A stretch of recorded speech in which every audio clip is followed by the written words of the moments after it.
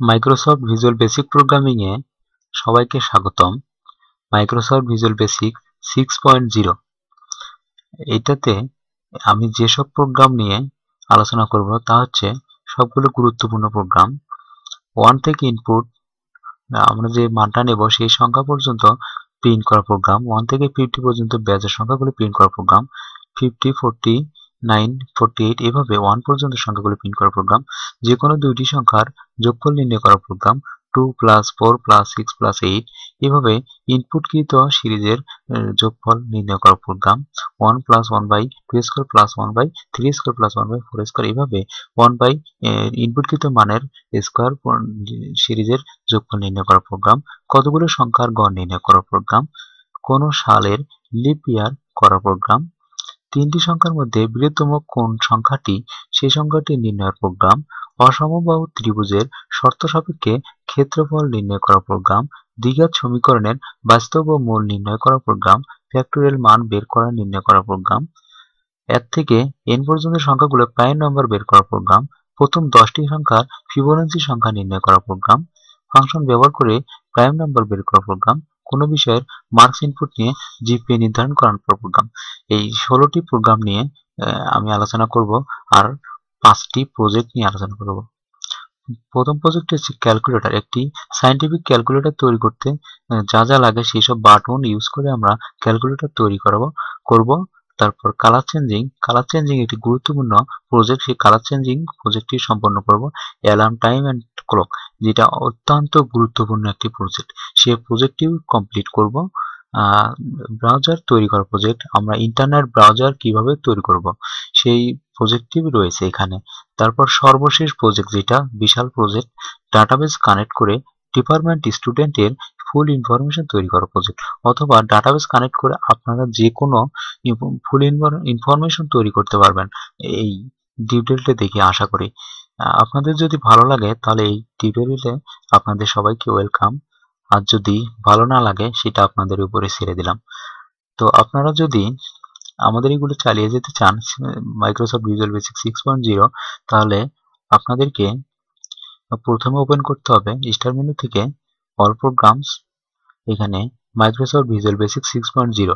আপনারা ইন্টারনেটে যদি সার্চ দেন, গুগলে সার্চ দিলেই মাইক্রোসফট ভিজুয়াল বেসিক 6.0 সার্চ দিলেই আপনারা এই সফটওয়্যারটি পেয়ে যাবেন। এই সফটওয়্যারটি পাওয়ার পরে আনজিপ অবস্থায় পাবেন, জিপ অবস্থায় পাবেন, সেটাকে আনজিপ করতে হবে। আনজিপ করলেই সেটা লোকাল ডিস্কে চলে যাবে। লোকাল ডিস্কে তারপরে ইনস্টল করতে হবে ভিভি 6.0, এভাবে আসবে ভিজুয়াল বেসিক।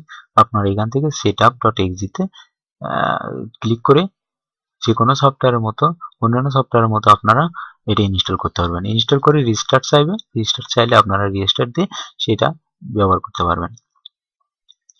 তারপরে আপনারা ওপেন করবেন মাইক্রোসফট ভিজুয়াল 6.0, এখান থেকে এই ফাইলটা ওপেন করবেন মাইক্রোসফট ভিজুয়াল 6.0। এটা ওপেন করে আপনাদের সকল প্যানেলের সাথে পরিচিতি অর্জন করতে হবে। আমাদের ওপেন করা মাত্রই ফর্ম 1টি শো করেছে। ফর্ম 1 আমাদের লেফট সাইডের এগুলো সম্পর্কে ভালো জানতে হবে। পয়েন্টার কি, এখানে পয়েন্টার রয়েছে, পয়েন্টারের কাজ কি, পয়েন্টারের কাজ এখানে সম্পূর্ণটাকে সিলেক্ট করা। তারপরে রয়েছে পিকচার বক্স, এখানে আমরা পিকচার বক্স দ্বারা কোনো পিকচার ইনসার্ট করতে পারবো, সেই পিকচারটা এখানে এসে দণ্ডায়মান হবে। তারপরে রয়েছে ফ্রেম বক্স। ফ্রেম বক্স হচ্ছে আমরা কতটুকু জায়গা ফ্রেমের মধ্যে, আমরা অনেক সময় ফ্রেমের মধ্যে প্রোগ্রাম করব, সেই ফ্রেমের মধ্যে এসবের নাম চেঞ্জ, যদি আমরা ফ্রেম 1 নাম চেঞ্জ করতে চাই তাহলে এখান থেকে চেঞ্জ করতে পারবো। ফ্রেম 1 এর নাম মনে করেন যে ইন্ট্রোডাকশন দিলাম, ইন্ট্রোডাকশন, এভাবে আমরা নাম চেঞ্জ করতে পারবো। তারপরে এভাবে এখানে তো পিকচার ইমেজ আনবো, তারপর ফ্রেমের ভিতরে কাজ করব। আর এটা টেক্সট বক্স। টেক্সট বক্স হচ্ছে আমরা টেক্সট বক্স আমাদের কাজের সুবিধার্থে নেব, কাজ করতে লাগবে। টেক্সট বক্স এভাবে এখানে ধরে এখানে ক্লিক করে তারপর এখানে আমাদেরকে অঙ্কন করতে হবে টেক্সট বক্স, টেক্সট 1, টেক্সট 2। তারপর লেভেল হচ্ছে কোনো কিছু লেখার জন্য বেশি করে ব্যবহৃত হয় লেভেল। এখানে লেভেল 1 লেখা আছে, এখানে আমরা ক্যাপশনে এসে লেভেল 1 যদি চেঞ্জ করতে চাই, এখানে যদি অন্য কিছু দিতে চাই যে ইয়ার, তাহলে ইয়ার লিখতে পারবো, যা কিছু ইচ্ছে তাই লিখতে পারবো। তারপর ফ্রেম, ফ্রেম তো আমরা দেখিয়েছি, এটা হচ্ছে মূলত ফ্রেম। ফ্রেম এটির উপরে আরেকটি নেওয়া হলো। তারপরে কমান্ড বাটন, সবচেয়ে গুরুত্বপূর্ণ প্রোগ্রাম করতে যেটা লাগবে সেটা হচ্ছে কমান্ড বাটন। কমান্ড বাটন ছাড়া আমরা ম্যাক্সিমাম প্রোগ্রাম গুলো করতে পারবো না, আর ম্যাক্সিমাম প্রোগ্রাম করতে কমান্ড বাটন লাগবে। কমান্ড বাটন এভাবে ওটাতে ক্লিক করে এখানে অঙ্কন করলে হয়ে যাচ্ছে। কমান্ড বাটনে ক্যাপশনে এসে নাম চেঞ্জ করতে পারি, ডান। কমান্ড বাটনটা অনেক সৌন্দর্য বৃদ্ধি করে, আর এইটা ছাড়া প্রোগ্রাম অসম্ভব।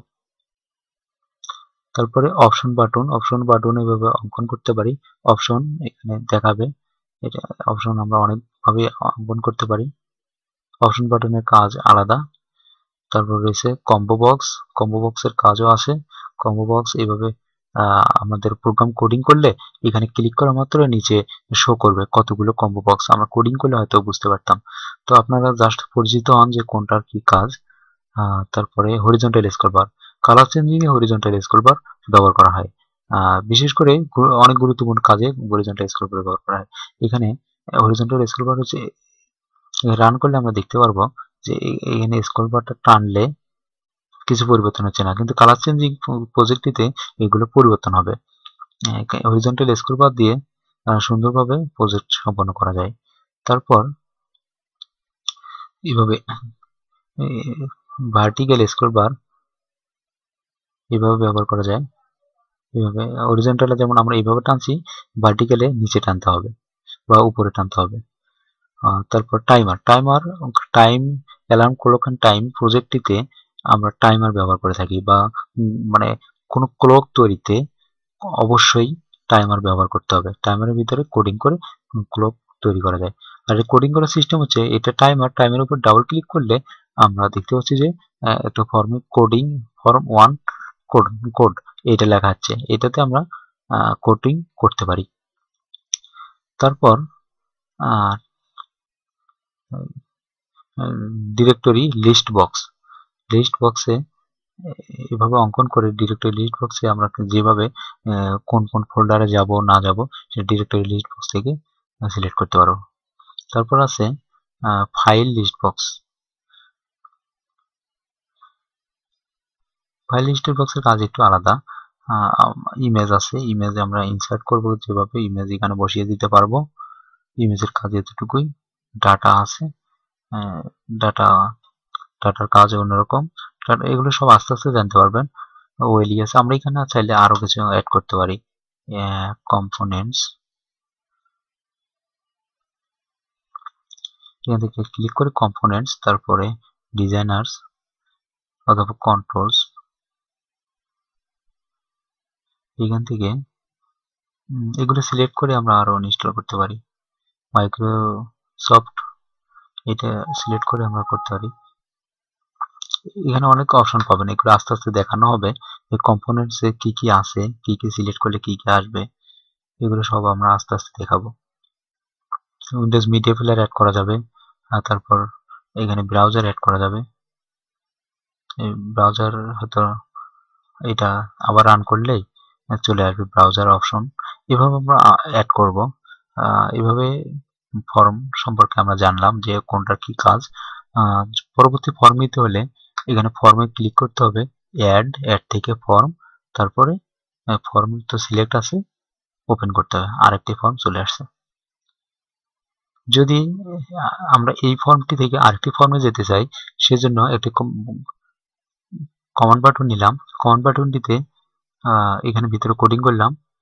আমাদের আগের ফর্মটির নাম হচ্ছে ফর্ম 1, সেটিতে ডট দিয়ে লিখলাম শো, ফর্ম 1 ডট শো। এখন যদি আমরা রান করি তাহলে ফর্ম 1 রান হয়েছে। যদি ফর্ম 2 রান করাতে চাই, আমাদের উচিত হচ্ছে ফর্ম 2টা রান করানো, এই ফর্মটা রান হবে। সেজন্য প্রজেক্ট 1 এটাতে রাইট ক্লিক করতে হবে, তারপর প্রজেক্ট 1 প্রপার্টিস এটাতে, তারপর স্টার্ট আপ অবজেক্ট, এখানে ফর্ম 2 সিলেক্ট করে দিতে হবে, তাহলে ফর্ম 2 ওপেন হবে। ওকে, এখন যদি আমরা এই রান অপশন স্টার্ট অপশনে ক্লিক করি অথবা রান স্টার্ট F5, শুধু F5 এ ক্লিক করলেও হবে, তাহলে আমাদের ফর্মটা শো করছে। কমান্ড 1 দ্বারা আমাদের ক্লিক করলেই ফর্ম 1 এ চলে এসেছি। এইভাবে আমাদের ফর্ম কন্ট্রোল করা হয়। যদি আমরা চাই যে এটা একটা টেক্সট বক্স, নতুন টেক্সট বক্স নেই, এই টেক্সট বক্সটা নিলাম, এর ভিতরে টেক্সট 4 এই লেখাটা তুলে দেব। টেক্সট 4 লেখাটা তুলতে চাই, সেজন্য আসতে হবে টেক্সট লেখাতে, এসে টেক্সট 4টা ব্যাকস্পেস দ্বারা মুছে দিতে হবে, তাহলে উঠে যাবে। এদিকে ফন্ট যখন যদি আমরা বড় করতে চাই, এখানে ফন্ট দিলাম আমরা যে টেক্সট 4 এ, আর টেক্সট এখানে 2, 3 লিখলাম। এগুলোকে বড় করতে চাইলে এই ফন্টে আসতে হবে, ফন্ট ইমেজ সান্স সেরিফ, এখানে এসে রেগুলার বা বোল্ড দিলাম 18, তাহলে ফন্টটি বড় হয়ে যাবে, সরাসরি বড় হয়ে গেছে।